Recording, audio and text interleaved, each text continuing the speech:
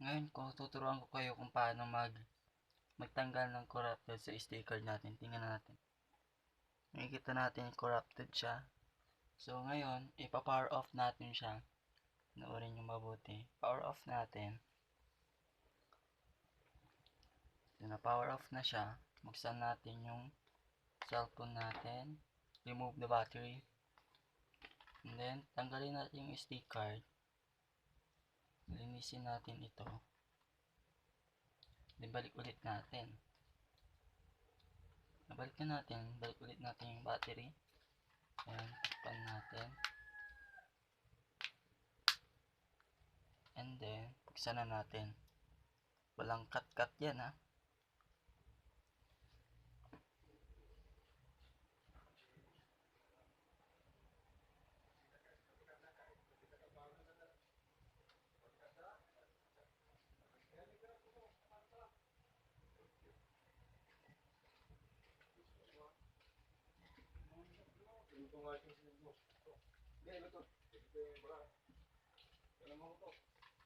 Ayan, buksan natin yung storage natin if natanggal na yung corrupted.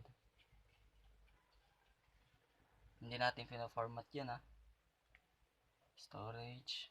Ayan.